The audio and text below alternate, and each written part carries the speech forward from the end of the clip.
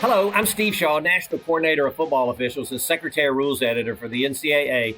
And today we're continuing our series of training videos for 2023, and we're going to be focused on game action from Week 4. Now, it was another exciting week of college football, and you as officials delivered, and I appreciate that. I received a number of questions about the kickoff play, so I wanted to quickly report out on that. So first, remember that the Rules Committee is dedicated to keeping this play a safe play. And we've introduced a number of rule changes over the past few years, as you well know. We've limited the run-up of the kicking team. The touchback goes out to the 25-yard line. We introduced the fair catch option for the receiving team. We've eliminated double team blocks, and we've eliminated illegal blindside blocks. So that's all working together well to keep the injury rate down. But how are we doing? Well, the last 2 years, the injury rate per play on a kickoff has been slightly below that of the injury rate on a regular scrimmage down. And that's exactly where we want to be. It's trending the right way. We've got to continue to look at it, but that's good news for our kickoff. But what about the excitement? Well, through 4 weeks, we're averaging 10.4 kickoffs per game, and of those, a little over 33% are being returned. Now, in Division I, we've had 22 returned back for touchdowns. 13 of those have been in FBS. In Division II, we've had 21 returns for touchdown. And in Division III, we've had 18 returned for touchdown. So the play's exciting. The injury rate's trending down. That's all good news. Now, 2 things I want to hit quickly. Number 1 is unsportsmanlike conduct. We're doing a great job, especially when we have taunting, but don't let up on celebration type activities.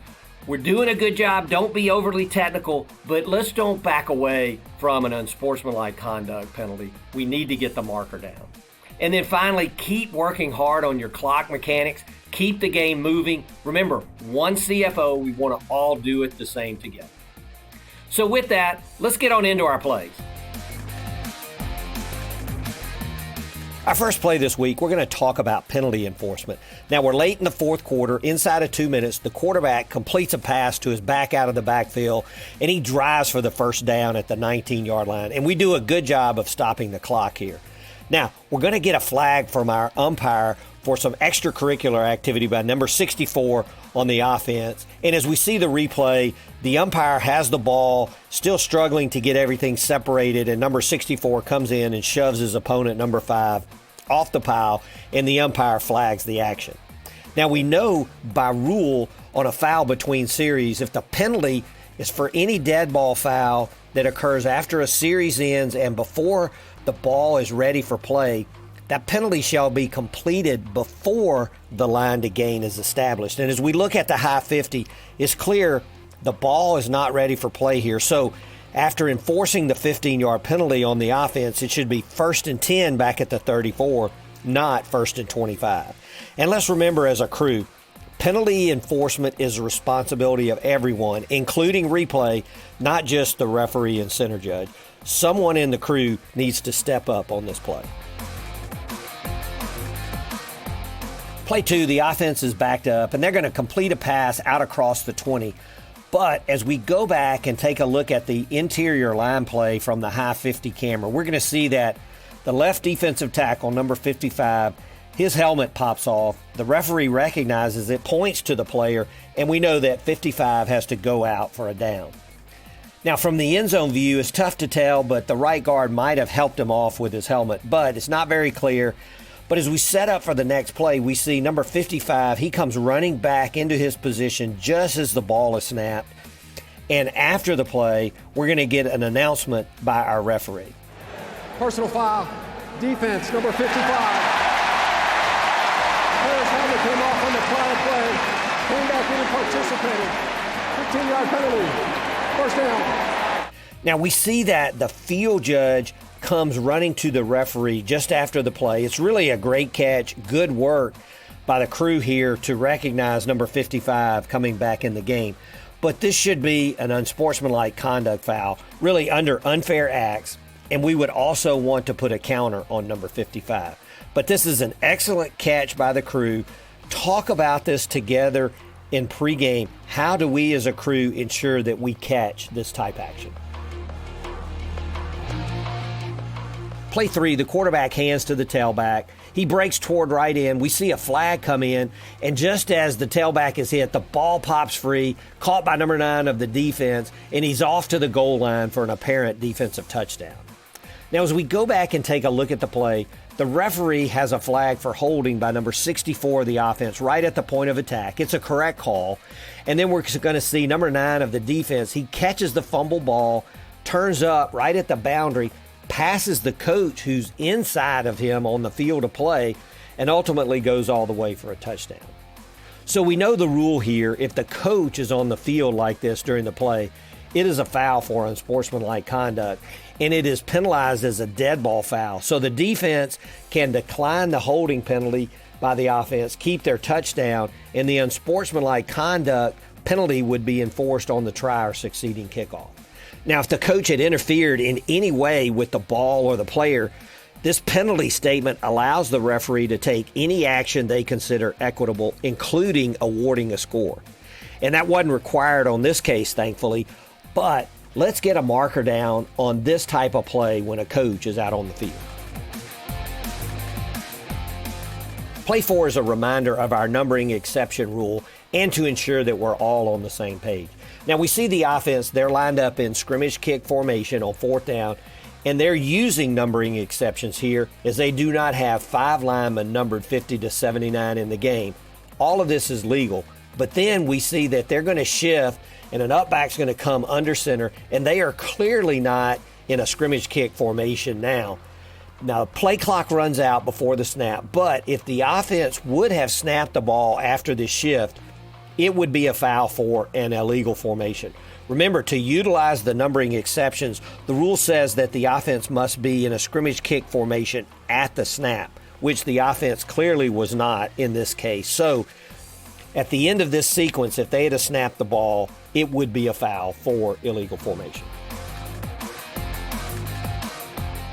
Play 5, the quarterback's going to drop back to pass, and he's immediately under heavy duress. And we're going to see that number 16 for the defense, his helmet pops off, but he stays with the play, and he's going to complete the sack. Now, we know that number 16 must go out, but this is good judgment by the crew not to penalize number 16 for continuing to participate without a helmet. The rule gives allowance for the players whose helmet that comes off. They can continue to participate in the immediate action in which they are engaged. Now, if there had been any separation or number 16 had to chase the quarterback, it would have been a personal foul. But this is good judgment by the crew to make this immediate continuing action and no foul. Well done. Play 6, we have a 4th and 1 in the red zone, and the line to gain is the 17-yard line. The offense is going to go for the first down. The quarterback under center, he fakes to the back, he's looking for a receiver, and then he runs to the boundary right at the forward stake of the chain, and the line judge is going to mark the ball just inside the 17 for a first down.